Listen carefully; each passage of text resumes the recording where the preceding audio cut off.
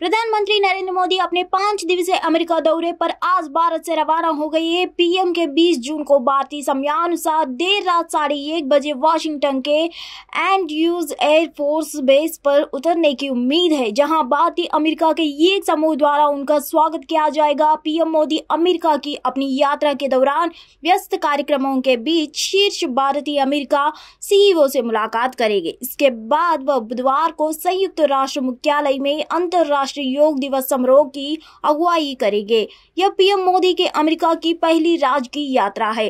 PM Modi योग कार्यक्रम के समापन के तुरंत बाद वाशिंगटन डीसी के लिए रवाना होंगे, जहां अमेरिका राष्ट्रपति जो बाइडेन और प्रथम महिला जिल बाइडेन एक निजी रात्रिभोज की मेजबानी करेंगे।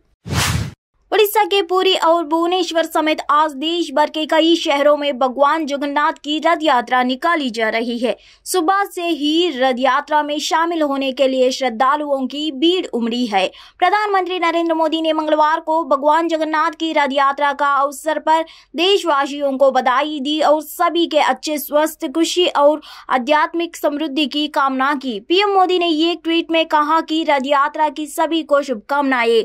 हम इस पवित्र अवसर का उत्सव मना रहे हैं। ऐसे में भगवान जगन्नाथ की दिव्य यात्रा हमारे जीवन को स्वस्थ, खुशी और आध्यात्मिक समृद्धि से भर दे। प्रधानमंत्री ने आषाढ़ी बीज के अवसर पर सभी को, खास तौर पर दुनिया भर में रहने वाले कच्ची समुदाय के लोगों को बधाई दी। रथ यात्रा भगवान जगन्नाथ से जुड़ा एक त्योहार है। यह उसी दिन मनाया जाता है जिस दिन गुजरात के कच्ची समुदाय के लोग अपना नया साल मनाते हैं। बिहार के पूर्व मुख्यमंत्री जीतन राम मांझी की पार्टी हिंदुस्तानी अवाम मोर्चा ने सोमवार को राज्य की नीतीश कुमार सरकार से अपना समर्थन वापस ले लिया और इस आशय का एक पत्र राज्यपाल राजेंद्र अर्लेकर को सौंप दिया है। हम के राष्ट्रीय अध्यक्ष मांझी ने अपने पुत्र संतोष सुमन के साथ राज्यपाल से सोमवार को मुलाकात की। मांझी ने पत्रकारों से कहा कि वह भविष्य के विकल्पों पर विचार विमर्श के लिए अगले कुछ दिनों तक दिल्ली में रहेंगे और उस दौरान वह केंद्रीय गृह मंत्री अमित शाह सहित राष्ट्रीय जनतांत्रिक गठबंधन के नेताओं से मिलन की कोशिश करेंगे। मांझी, सुमन और पार्टी के विधायक जब तक राजभवन के बाहर रहे, हम के समर्थन नीतीश कुमार के खिलाफ नारेबाजी करते रहे। बिहार विधानसभा में हम के मांझी सहित 4 विधायक है, जबकि बिहार विधान परिषद के सदस्य सुमन के एक सप्ताह पहले राज्य मंत्रिमंडल से इस्तीफा दे दिया था और आरोप लगाया था कि नीतीश कुमार उनकी पार्टी का जनता दल में विलय करने का दबाव डाल रहे थे। सत्तारूढ़ महागठबंधन के पास लगभग 160 विधायक है। इस गठबंधन में जदयू, राष्ट्रीय जनता दल, कांग्रेस और 3 वाम दल शामिल है। वर्ष 2021 के लिए गांधी शांति पुरस्कार गीता प्रेस गोरखपुर को प्रदान किया जाएगा। गीता प्रेस को यह पुरस्कार अहिंसक और अन्य गांधीवादी तरीकों से सामाजिक, आर्थिक और राजनीतिक परिवर्तन की दिशा में उत्कृष्ट योगदान के लिए दिया जाएगा। गीता प्रेस को पुरस्कार दिए जाने के पीलीभीत से बीजेपी के सांसद वरुण गांधी की प्रतिक्रिया आई है। बीजेपी सांसद ने कहा, एक दूसरे की अच्छा को पुरस्कार सम्मान ही एक धर्मनिरपेक्ष राष्ट्र की पहचान है। गीता प्रेस सिर्फ एक प्रशासक नहीं, एक संपूर्ण आंदोलन है जिसने गरीब से गरीब परिवार को उनके धर्म से उच्च स्तरीय भाषा में लिखी रुचिहीन पुस्तकों के माध्यम से जोड़ा। आकरण, आलोचना नकारात्मकता का आधार बनती है। संस्कृति मंत्रालय द्वारा जारी बयान में कहा गया कि प्रधानमंत्री नरेंद्र मोदी की अध्यक्षता वाली जूरी ने सर्वसम्मति से गीता प्रेस गोरखपुर को गांधी शांति पुरस्कार के लिए चुनने का फैसला किया। बिहार में अब जल्द ही मानसून का असर देखने को मिलेगा। राज्य के सभी जिलों में जमजम बारिश होगी। हालांकि अभी कुछ जिलों को छोड़कर कई जिलों में भीषण गर्मी से लोग परेशान हैं, लेकिन मौसम विभाग के अनुसार आज मंगलवार को कुछ राहत मिलने की उम्मीद है। राजधानी पटना और नालंदा में आज हल्की या मध्यम स्तर की वर्षा होने का पूर्वानुमान है। अररी, किशनगंज और सौपालकी में भारी वर्षा के साथ वज्रपात की चेतावनी दी गई है। मौसम विभाग के अनुसार मंगलवार को दक्षिण पूर्व और उत्तर पूर्व के 12 जिलों में कुछ स्थानों पर मेघ गर्जन के साथ वज्रपात को संभावना जताई गई है। इनमें मधेपुरा, सहरसा, पूर्णिया, कटिहार, अररिया, किशनगंज, सुपौल, भागलपुर, मुंगेर, लखीसराय, बांका और जमुई जिले शामिल है। दिल्ली सरकार सतर्कता निदेशालय ने मुख्यमंत्री अरविंद केजरीवाल के आवास की मरम्मत में नियमों के कथित घोर उल्लंघन को लेकर लोक निर्माण विभाग के 7 अधिकारियों को कारण बताओ नोटिस जारी किया। नोटिस में पीडब्ल्यूडी के संबंधित मुख्य अभियंताओं को अन्य अधिकारियों को अपने कार्यों के बारे में जानकारी देने को कहा गया है। सतर्कता निदेशालय की ओर से जारी नोटिस में कहा गया कि पीडब्ल्यूडी के अधिकारियों ने विभाग की फाइल में दर्ज किया है कि मुख्यमंत्री की आवश्यकता के अनुसार आंतरिक हिस्से की रूपरेखा में बदलाव किया गया, जिसके परिणाम स्वरूप कुल किए जाए काम और स्वीकृत राशि में अंतर हुए। सतर्कता विभाग के नोटिस में कहा गया कि पुराने ढांचे को बिना सर्वेक्षण रिपोर्ट के ध्वस्त कर दिया गया और पीडब्ल्यूडी द्वारा बनाए गए नए भवन के लिए किसी भवन योजना को मंजूरी नहीं दी गई थी। नोटिस के अनुसार मुख्यमंत्री के आवासीय परिसर का निर्माण उनके अधिकार के दायरे से बाहर जाकर किया गया।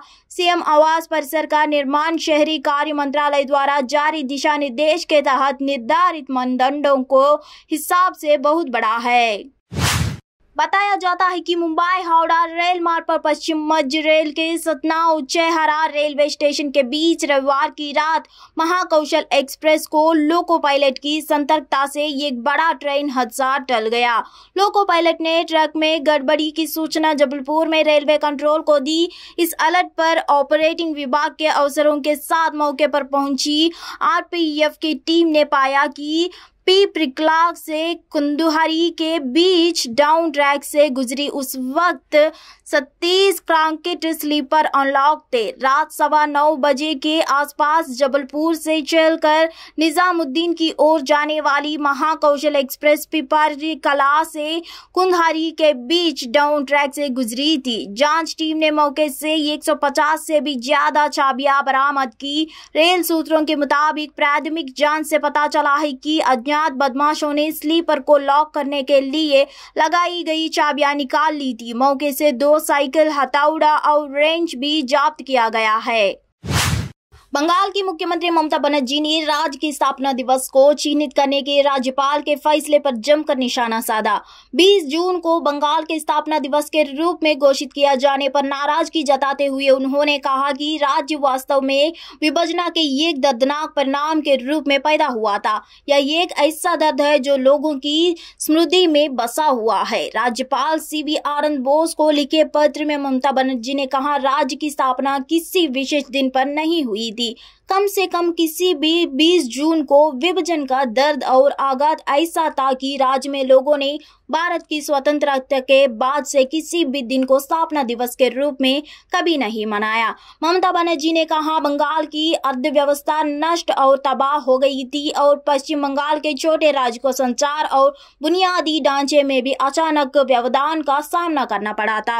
आजादी के बाद से पश्चिम बंगाल में हमने कभी भी किसी भी दिन पर खुशी नहीं मनाई या वाद नहीं है या मनाया जैसा कि पश्चिम बंगाल का स्थापना दिवस, बल्कि हमने विभाजन को उन सांप्रदायिक ताकतों के परिणाम के रूप में देखा है जिनका उस समय विरोध नहीं किया जा सकता है।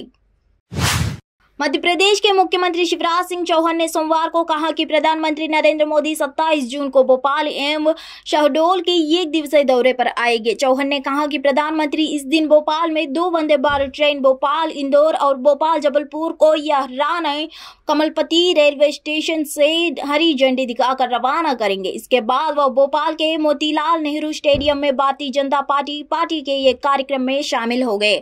शिवराज सिंह चौहान ने कहा, इस बार राज्य सरकार ने तय किया है कि 22 जून को वीरंगना रानी दुर्गावती गौरव यात्राएं आरंभ होगी। ये यात्राएं बालाघाट, छिंदवाड़ा, शिंगरामपुर, उनके जन्म स्थान कालिंजर किला और दौहानी से आरंभ होकर शहडोल पहुंचेगी। उन्होंने कहा कि गौरव यात्रा की शुरुआत बालाघाट में 22 जून को केंद्रीय गृह मंत्री अमित शाह वीरंगना दुर्गावती को श्रद्धा सुमन अर्पित कर सकेंगे।